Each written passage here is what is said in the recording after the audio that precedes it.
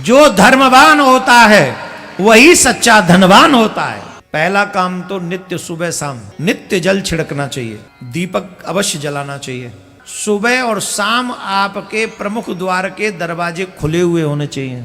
और जिनके घर में कभी लक्ष्मी रुकती नहीं है, परमानेंट पीपल की छाया में खड़े होकर लोहे के पात्र में, लेकिन फिर खर्चे कम होंगे और फिर अर्निंग सेविंग ज्यादा होती चली जाएगी। इसलिए पीपल के वृक्ष की बहुत प्रभुता है, बहुत ज्यादा।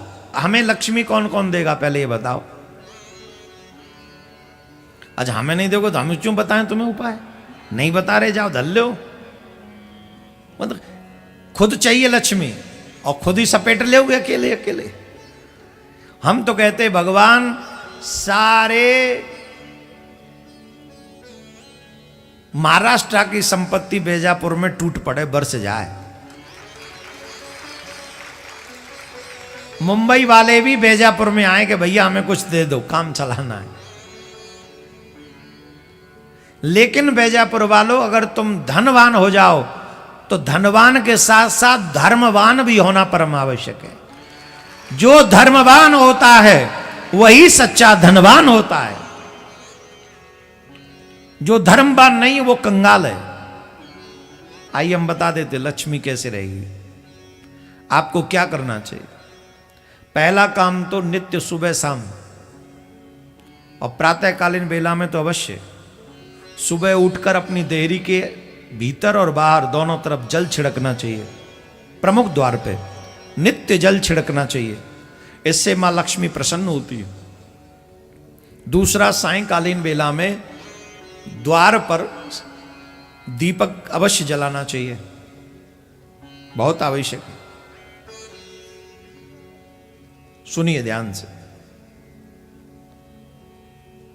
द्वार पर, देहरी पर, प्रमुख देहरी पर दीपदान अवश्य करना चाहिए,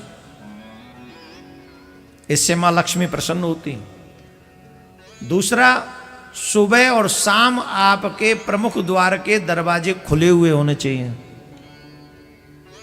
कई दरवाजे परमानेंट बंद रहते हैं। सुबह और शाम आपके घर के प्रमुख दरवाजे का जो गेट है वो खुला हुआ होना चाहिए। कहते हैं मां लक्ष्मी सुबह शाम भ्रमण के लिए निकलती, और जिसके घर में स्वच्छता होती है, पवित्रता होती है, वहां रुक जाती हैं। जहां स्वच्छता होती है, पवित्रता होती है, घर में कभी अशुद्ध नहीं रखना चाहिए, गंदगी नहीं रखनी चाहिए। जहां गंदगी होती है वहां दरिद्र नारायण भगवान आ जाते हैं, दरिद्रता। और जहां स्वच्छता होती है वहां लक्ष्मी आ जाती है। और जिनके घर में कभी लक्ष्मी रुकती नहीं है, परमानेंट आती और जाती है, कमाते खूबे पर रुकती नहीं है, उन लोगों को एक काम करना चाहिए, एक उपाय करना चाहिए। ध्यान से सुनो। पीपल के वृक्ष की छाया में खड़े होकर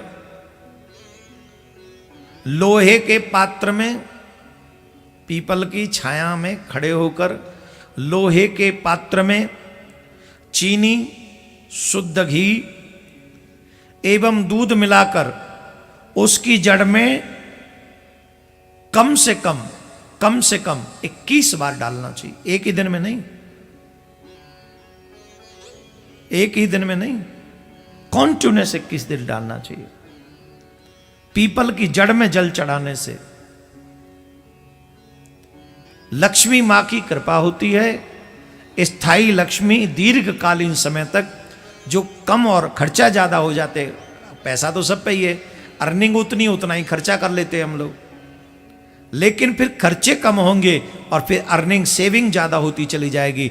ये क्योंकि पीपल के वृक्ष में और बरगद के वृक्ष में भगवान विष्णु और मां लक्ष्मी दोनों वास करते हैं।